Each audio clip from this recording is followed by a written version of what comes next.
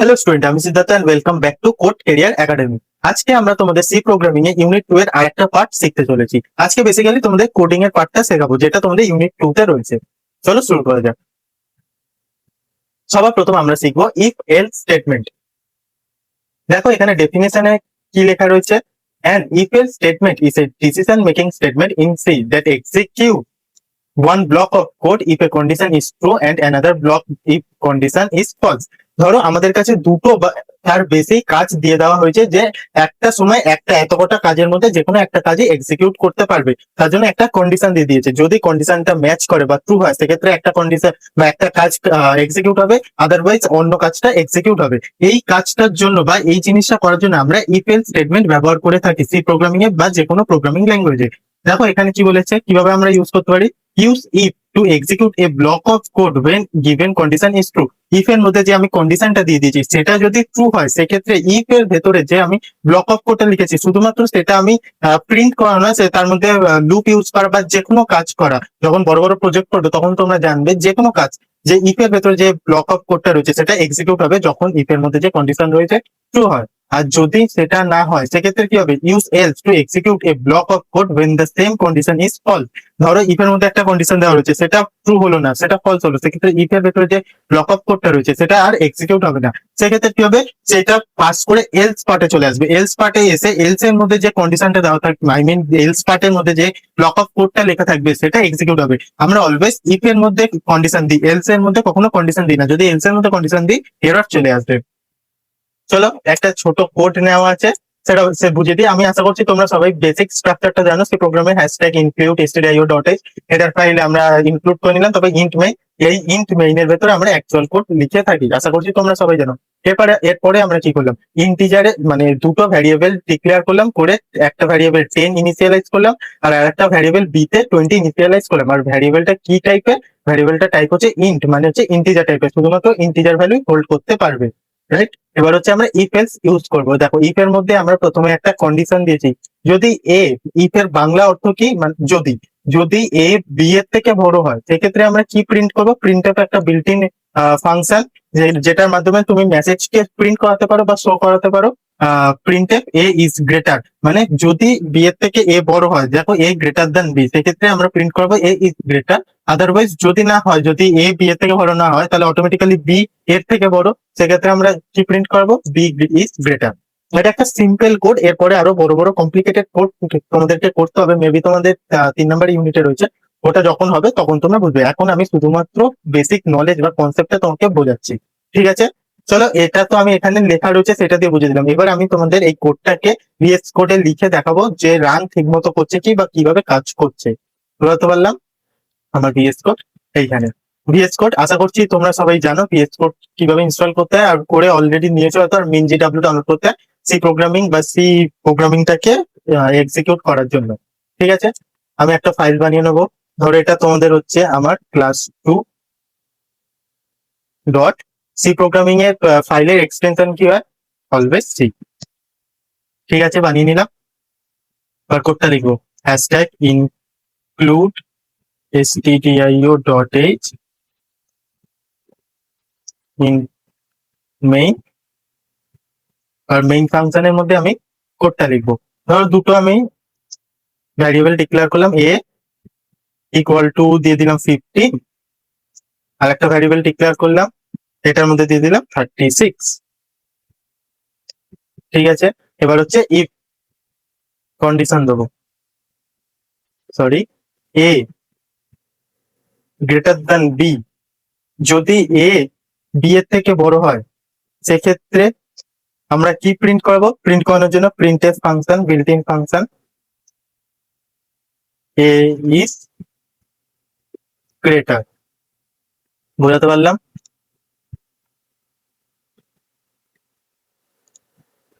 এবার ধরো A B এর থেকে বড় না, বি বড়, সেক্ষেত্রে আমরা কি করব, এলস। এলস এর মধ্যে আমি কোনো প্রকারের আমরা কন্ডিশন দিই না, আগেও বলেছি। প্রিন্টএফ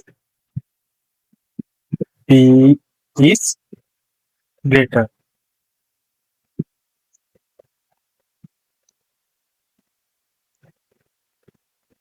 আর always best practice, C programming এর লাস্টে রিটার্ন 0। আমাদের কোড হয়ে গেছে লেখা। এবার আমি এটাকে যদি রান করাই, দেখো বি ইজ গ্রেটার লিখে দিয়েছে, কারণ এখানে ভ্যালু দেখো বি তে 36 রয়েছে আর হচ্ছে এ তে 15 রয়েছে।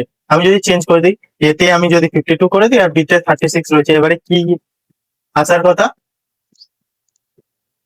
দেখো এ ইজ গ্রেটার। তার মানে আমাদের এই যে ইফ এলস এর লজিকটা ঠিকভাবে কাজ করছে। বুঝতে পারলাম? চলো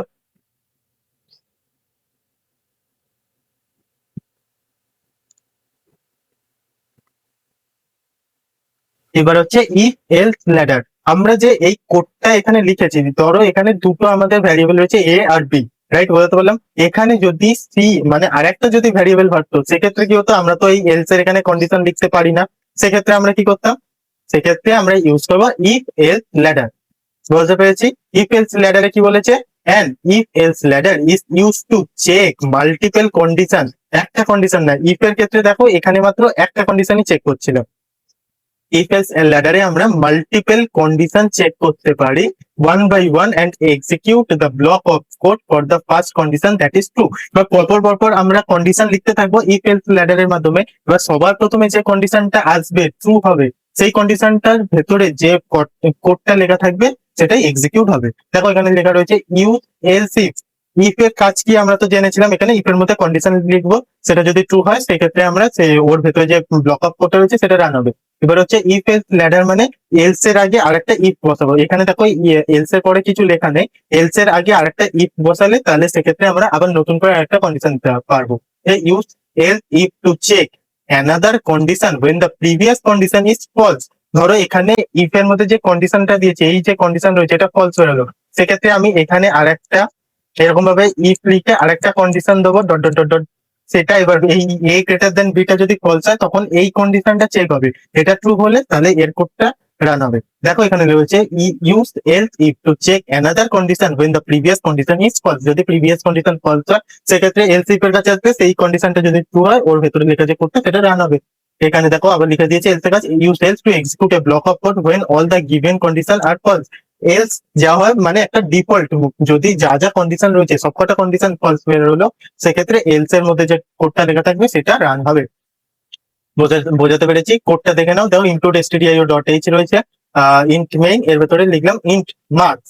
এবার একটা মার্কস বলে একটা ভ্যারিয়েবল বানিয়েছি, তার মধ্যে 75 ঢোকালাম। দেখো লেখা রয়েছে if marks greater than equal to 80। এটা একটা তোমাদের কম্পারিজন অপারেটর, তোমাদের অপারেটর যখন পড়ানো হবে তখন তোমরা বুঝবে। কম্পারিজন অপারেটর যে যদি 80 থেকে সমান ইকুয়াল টু মানে সমান বা বড় হয় মার্কস, সেক্ষেত্রে গ্রেড এ, মানে একটা স্টুডেন্ট রয়েছে তার মার্কস যদি 80 বেশি হয় সেক্ষেত্রে প্রিন্ট হবে গ্রেড এ। তারপর হচ্ছে marks greater than equal to 60। যদি 60 থেকে বেশি বা 60 সমান হয় সেক্ষেত্রে গ্রেড বি প্রিন্ট করবে। আর যদি 40 থেকে বড় বা সমান হয় সেক্ষেত্রে গ্রেড সি প্রিন্ট করবে। আর যদি এই তিনটে কন্ডিশনের মধ্যে কোনোটাই যদি কাজে না লাগে বা কোনোটাই যদি ম্যাচ না করে ট্রু না হয় সেক্ষেত্রে 40 নিচে মার্কস রয়েছে প্রিন্ট ফেল। আশা করছি বোঝাতে পেরেছি। দেখো এখানে মাত্র একটা কন্ডিশন, এই যে এই একটা কন্ডিশনই আমরা ইউজ করতে পেরেছিলাম, কিন্তু এখানে মাল্টিপল কন্ডিশন। এটা একটা কন্ডিশন, এটা একটা কন্ডিশন, আর এটা একটা কন্ডিশন, তিনটে কন্ডিশন আমরা ইউজ করেছি। ঠিক আছে, চলো এই কোডটাও একবার রান করে দেখে নি কিভাবে রান হচ্ছে। এর মধ্যে দিই, চলো মার্কস মার্কস বলে আমি আর ভ্যারিয়েবল বানালাম না, এ দিয়ে ইউজ করে নিচ্ছি। বাট কন্ডিশন কি হবে, যদি এ গ্রেটার দেন ইকুয়াল টু 80 হয়, যদি এ গ্রেটার দেন ইকুয়াল টু 80 হয় সেক্ষেত্রে কি হবে, মেসেজটা গ্রেট এ যদি 80 থেকে বেশি বা সমান হয়। এবার হচ্ছে আমাদের আসল ইফ এলস এর ইফ এলস ইফ এর তোমার হচ্ছে ল্যাডার যেটা সেটা ইউজ করবো। এলস এর এখানে আমি এরকম ভাবে কোনো প্রকারের কন্ডিশন আমি দিতে পারবো না, তাহলে এরর দেবে। এখানে আমি যদি একটা ইফ লিখি, লিফে কন্ডিশন দিতে পারবো। এটাই হয়ে যাচ্ছে ইফ এলস ল্যাডার। যদি এ গ্রেটার দেন ইকুয়াল টু কত ছিল, 60 ছিল মনে হয়, যদি 60 সমান বা ইকুয়াল হয় সেক্ষেত্রে গ্রেড হয়ে যাবে বি। ঠিক আছে, এটা কপি করে নিই, আমি একই জিনিস বারবার লিখবো না। যদি এ 40 থেকে বেশি বা সমান হয় সেক্ষেত্রে গ্রেড হয়ে যাবে সি। আর যদি কিছুই না হয় এইগুলোর মধ্যে সেক্ষেত্রে ফেল। বুঝতে পারলাম? চলো এটাকেও রান করে দেখে নিই একবার।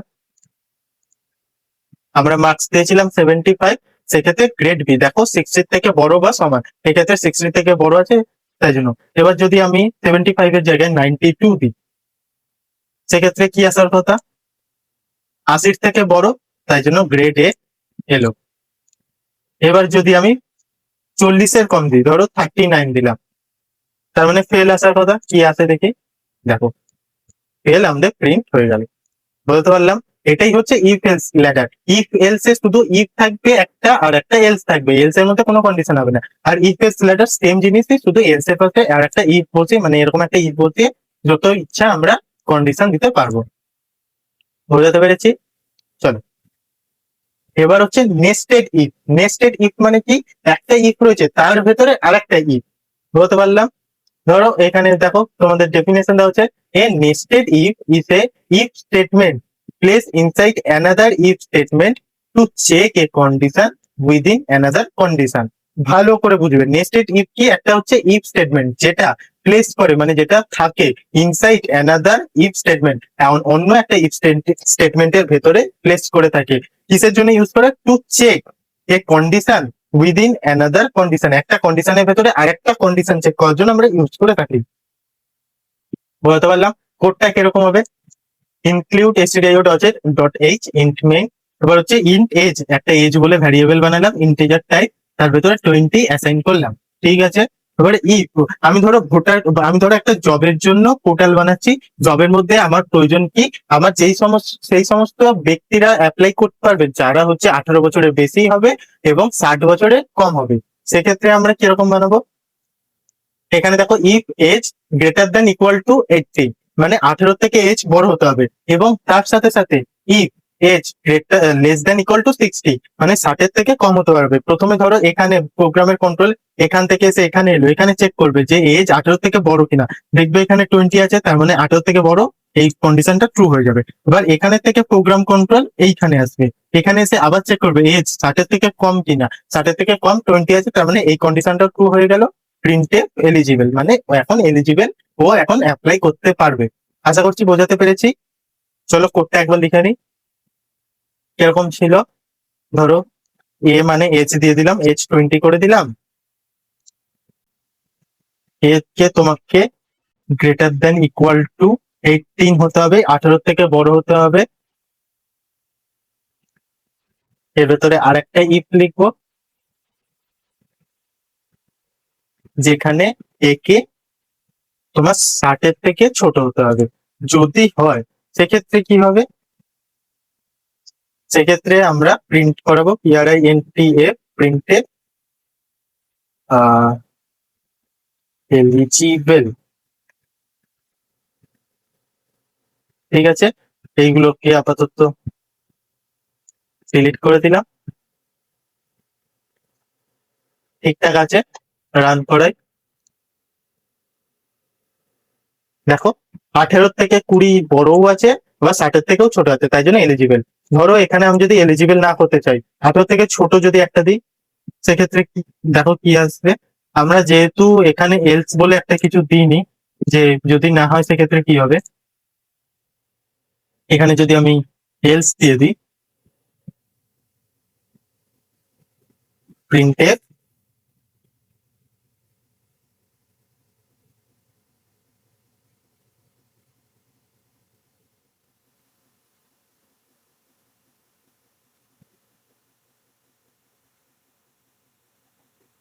তাহলে এটা নট এলিজিবল হয়ে যাবে। বলতে পেরেছি? এটাকে আমি যদি একবার রান করিয়ে দেখি, দেখো নট এলিজিবল এলো, কারণ 18 থেকে ছোট আছে, তাই জন্য ভেতরে ঢুকতেই পারলো না। বলতে পেরেছি নেস্টেড ইফ কি। এবার নেক্সট হচ্ছে তোমাদের, তাহলে তোমাদের পুরো ইফ এর পার্টটা হয়ে গেল। এবার হচ্ছে লুপ। লুপ তোমাদের তিন প্রকারের রয়েছে, ফর লুপ আছে একটা, হোয়াইল লুপ আছে একটা, ডু হোয়াইল লুপ আছে।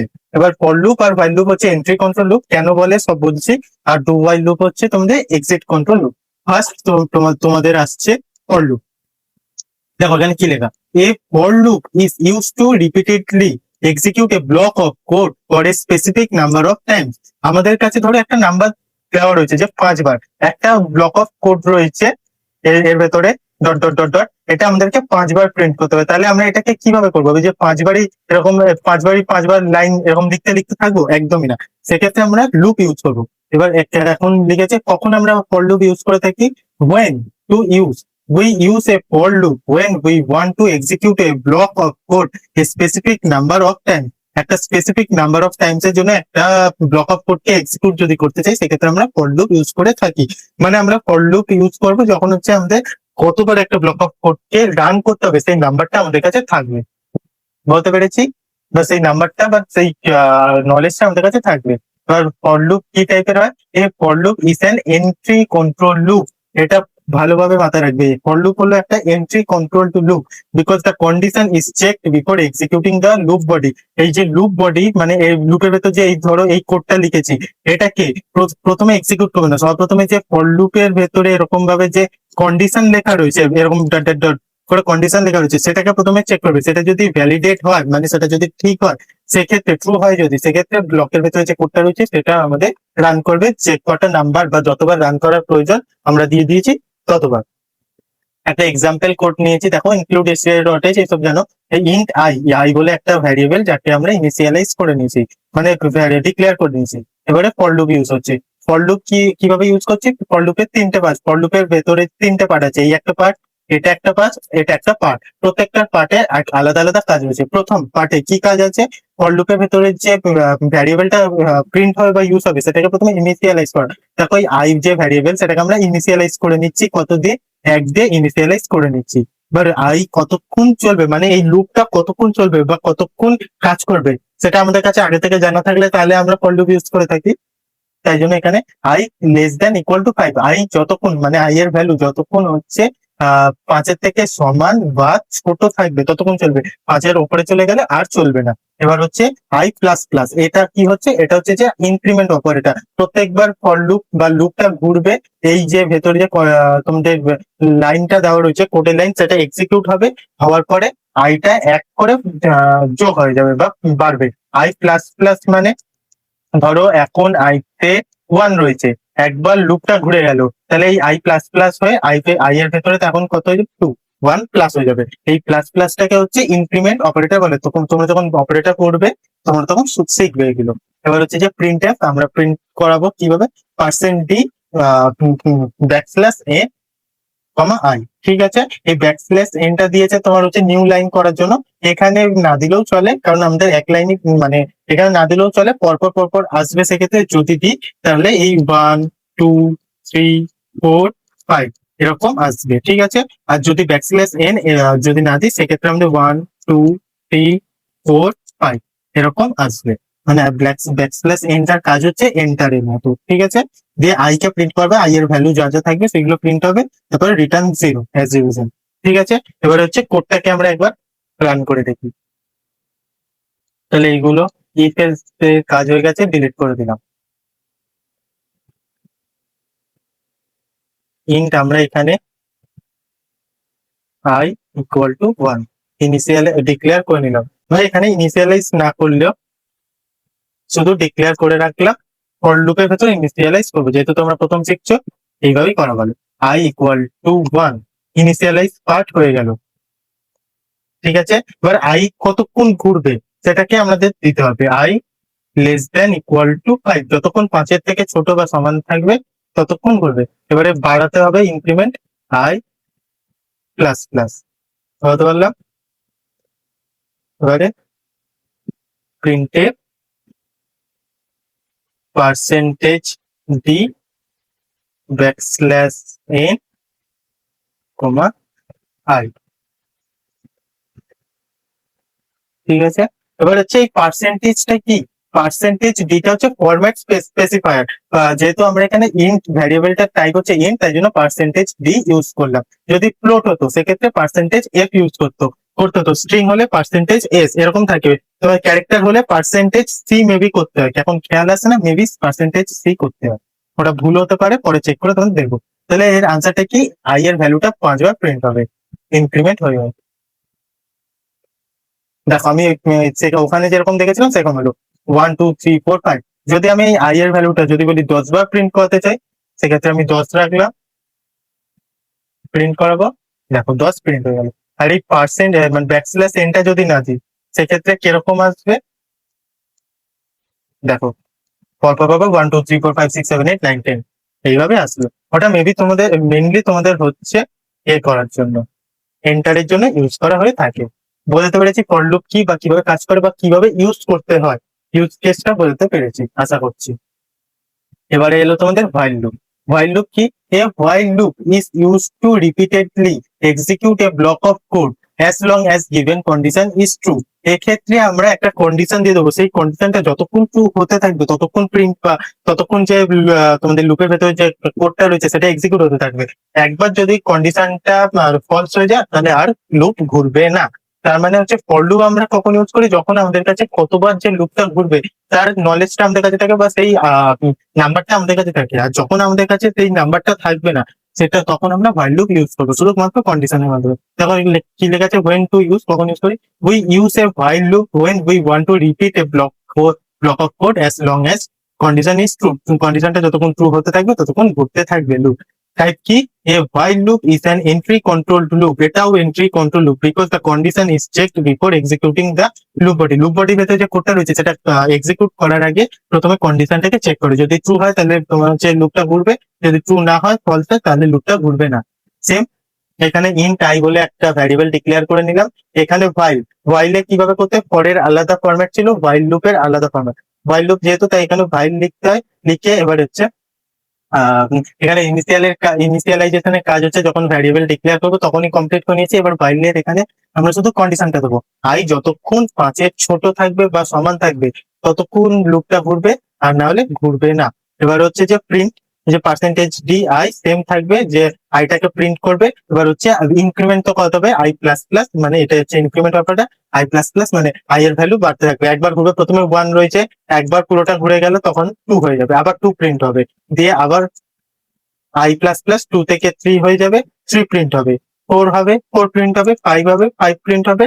যেই যখন আবার এখানে এসে 5 থেকে 6 হয়ে যাবে, এখানে কন্ডিশন চেক করবে আই কি কখনো 5-এর থেকে ছোট বা সমান রয়েছে, না নেই, সেক্ষেত্রে আর 6 প্রিন্ট হবে না, লুপও আর ঘুরবে না, ডাইরেক্ট তোমার প্রোগ্রামের কন্ট্রোল এইখান থেকে ডাইরেক্ট এখানে চলে আসবে, কোড এখানেই শেষ, আর কিছু হবে না। বলতে পারলাম। ফাইল লুপটা একবার করে নি। এখানে আমাদের ভ্যারিয়েবল ডিক্লেয়ার করার সময়তেই ইনিশিয়ালাইজ করে নিতে হবে। এবার হচ্ছে while loop, WHIL while loop, condition কি দেবো, আই যতক্ষণ 10-এর থেকে ছোট বা সমান থাকবে। এর ভেতরে লিখবো কি কাজ করতে হবে, যে ফ্রন্ট বলছি, কি কাজ করতে হবে, যে ব্লক অফ কোডটা লিখবো সেটা এখানে ব্লক অফ কোডটা লিখে নেবো, পার্সেন্টেজ টি, এন্টারের জন্য ব্যাকস্ল্যাশ এ কমা আই দিয়ে দিলাম। এবার হচ্ছে যে ভ্যালুটাকে ইনক্রিজ করাতে হবে আই প্লাস প্লাস, ঠিক আছে।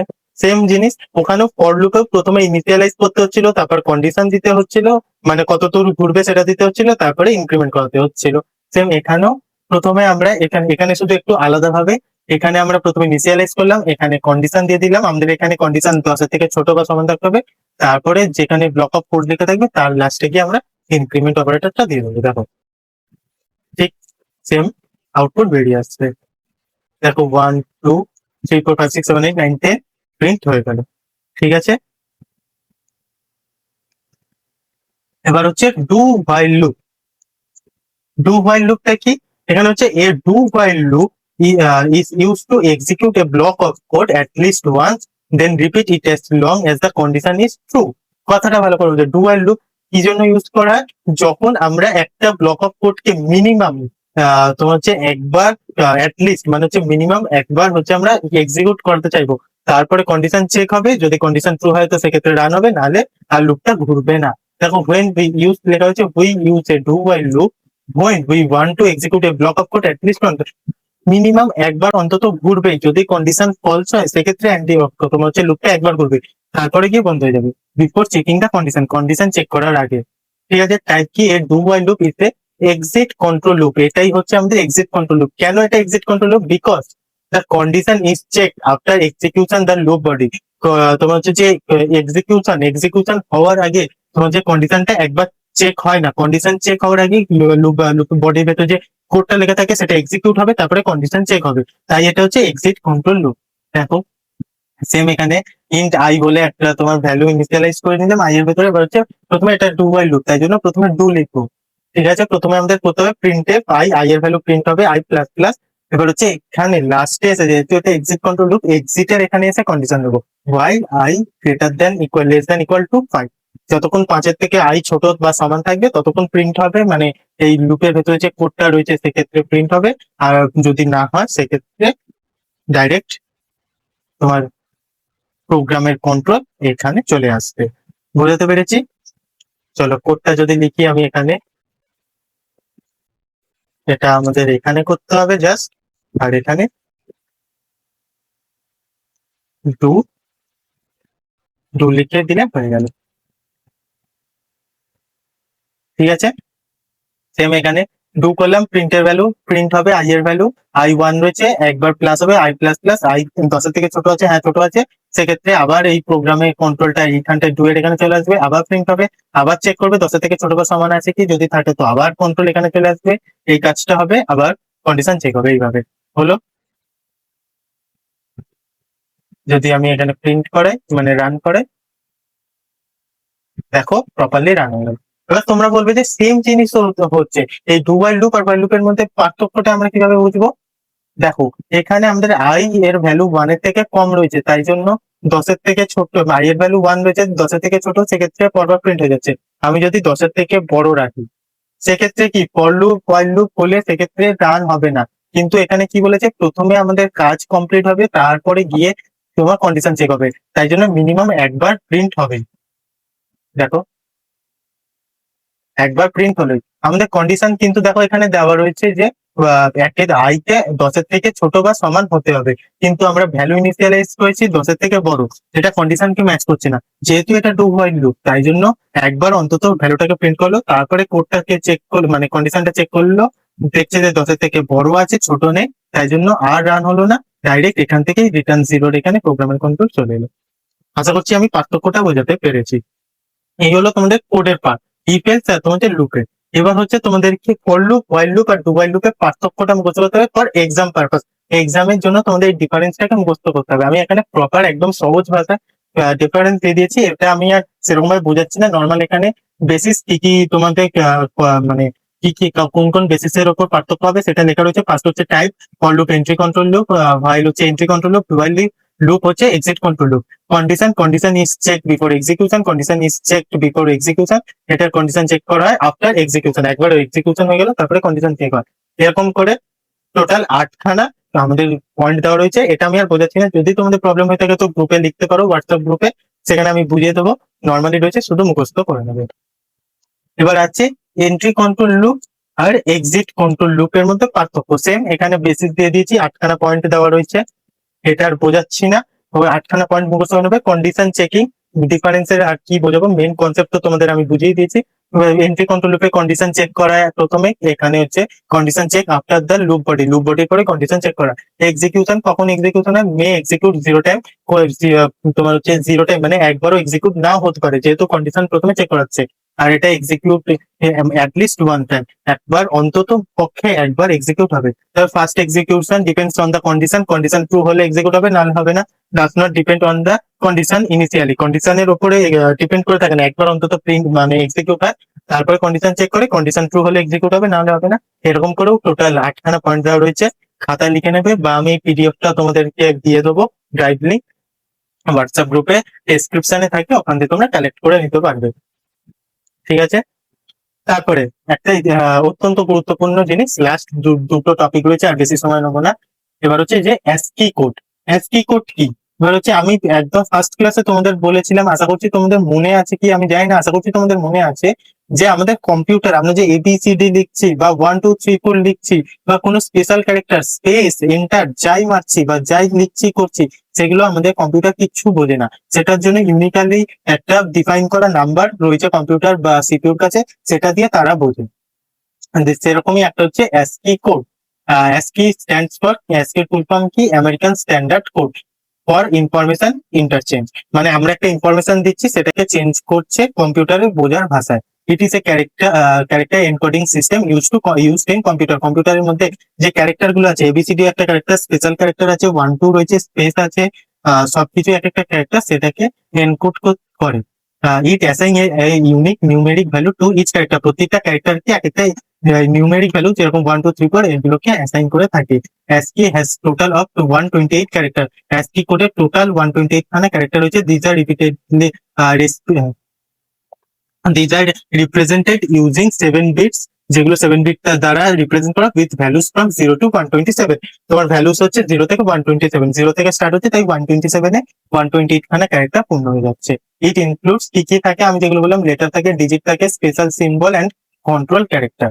ঠিক আছে, এইগুলো খুব একটা বোঝানোর কিছু নেই, মেইনলি কনসেপ্টটা এটাই হচ্ছে যে তোমাদের আমরা যে সমস্ত লিখছি বা করছি, সেগুলো কিছুই কম্পিউটার বোঝে না। তাদের বোঝানোর জন্য প্রতিটা ক্যারেক্টারে এক একটা নিউমেরিক্যাল ভ্যালু রয়েছে। যেরকম এক্সাম্পল হিসাবে আমি এখানে দিয়েছি, দেখো এর ভ্যালু হচ্ছে 65, বি 66, প্রত্যেকটা আবার আলাদা আলাদা। ক্যাপিটালের এর ভ্যালু 65, আবার স্মলের এর ভ্যালু হচ্ছে 97, বি এর ক্যাপিটাল বি এর ভ্যালু 66, ক্যাপিটাল জেড এর ভ্যালু 90, স্মল জেড এর ভ্যালু 122, জিরোর ভ্যালু 48, নাইনের ভ্যালু 57। স্পেস হচ্ছে ব্ল্যাঙ্ক একটা জায়গা থাকে, তারও একটা ASCII কোড রয়েছে, ইউনিক নাম্বার আছে 32। এরকম @, রয়েছে, এগুলো স্পেশাল ক্যারেক্টার 64, হ্যাশট্যাগ রয়েছে 35। এইগুলো ইম্পর্টেন্ট রেঞ্জ, মানে এইগুলো মেনলি তোমাদেরকে এক্সামে জিজ্ঞাসা করতে পারে না। তোমাদের কনসেপ্টটা জানতে চাইলে বা ডেফিনেশনটা জানতে চাইলে সিম্পলি এটা লিখে দেবে এনাফ তার জন্য। আর ইম্পর্টেন্ট রেঞ্জ মানে 0 থেকে 31 এর মধ্যে কন্ট্রোল ক্যারেক্টার থাকে, 32 হচ্ছে স্পেস, 48 থেকে 57 ডিজিট থাকে, 0 to 9, 65 থেকে 90 থাকে upper case letter A to Z, 97 থেকে 122 থাকে lower case letter A to Z, আর হচ্ছে 127 থেকে ডিলিট বলে যে বাটনটা থাকে ডিলিট করার জন্য, সেটা হচ্ছে ইউজ করা হয় 127 এ। ঠিক আছে, আর এইটা হচ্ছে ASCII কোড, এটা তাও হচ্ছে পুরানো একটা মডেল। নতুন মডেল যেটা হচ্ছে সেটা হচ্ছে ইউনিকোড। দেখো, Unicode is a universal character encoding system. Unicode হচ্ছে universal character encoding system. It is assign unique code to each character. আগেটা মাত্র 128 রেঞ্জ ছিল, 128 খানা ক্যারেক্টার নিয়ে কাজ করতো। আর হচ্ছে এখন ইউনিকোড যেটা এখন লেটেস্ট মডেল, সেটা হচ্ছে 1,50,000 ক্যারেক্টারকে নিয়ে কাজ করে থাকে। মানে দুনিয়াতে যে কটা ক্যারেক্টার রয়েছে, ইংলিশ, বাংলা, হিন্দি, উর্দু, তামিল, জাপানিজ, সমস্ত কিছু ইনক্লুড করা আছে এই তোমার হচ্ছে ইউনিকোডের মাধ্যমে। এর মধ্যে it is code point range is from U+ 40 to U+10 চারটে। এগুলো মেনলি কিছু না, এগুলো তোমরা ডাইরেক্ট কিচ্ছু বুঝতে পারবে না, এগুলো তোমাদের নোটস তোমাদেরকে মুখস্থ করতে হবে। কিছু এক্সাম্পল, যেরকম এর ভ্যালু হচ্ছে U+0041, স্মল এ হচ্ছে U+0061, তোমার হচ্ছে এটা রুপি সিম্বল U+20B9, তোমার হচ্ছে যে ইউরো সিম্বল U+20AC, এরকম। আর আগেরটায় তোমরা যেটা দেখেছিলে বাংলার কোনো জায়গা নেই, শুধু ইংলিশ। এক্ষেত্রে দেখো বাংলা রয়েছে, বাংলায় তার ভ্যালু হচ্ছে U+0985, ক এর ভ্যালু U+0995। বলতে পেরেছি? এই হলো তোমাদের ইউনিকোড। এর ইম্পর্টেন্ট রেঞ্জ এইগুলো থাকে U+30 থেকে U+007 এর basic Latin, same as ASCII, যেরকম ASCII তে যেটা ছিল। তারপরে এইগুলো Latin 1 supplement, Latin extended, Greek, এগুলো যা যা রয়েছে, বেঙ্গলি রয়েছে, ইমোজিস অ্যান্ড সিম্বল। আমাদের যা যা ইমোজিস রয়েছে তারও এক একটা ভ্যালু রয়েছে। মানে যা যা ক্যারেক্টার আছে সমস্ত কিছু ইউনিকোডের মধ্যে ঢোকানো রয়েছে, যাতে কম্পিউটার সমস্ত ল্যাঙ্গুয়েজ, সমস্ত ক্যারেক্টারকে বুঝতে পারে। বোঝাতে পেরেছি? লাস্ট হচ্ছে তোমাদের এই ASCII কোড আর ইউনিকোডের মধ্যে পার্থক্য। যে ASCII কোড এর ফুল ফর্ম হচ্ছে American standard code for information interchange, আর ইউনিকোডের হচ্ছে Unicode is not an acronym. ঠিক আছে, সাপোর্ট 128 ক্যারেক্টার, 128 ক্যারেক্টার সাপোর্ট করে। আর এটা 1,50,000 ক্যারেক্টার সাপোর্ট করে, ওভার 1,50,000, 1.5 লাখের ওপরে। রেঞ্জ 0 to 127, আর এখানে U+ 4টে 0 থেকে U+10 4টে, এরকম করে 6খানা রয়েছে। এটা বেশি বড় আসবে না, মেবি 5 নম্বরের আসে, যদি আসে তো এটা লিখে দেবে এনা এক্সামের জন্য।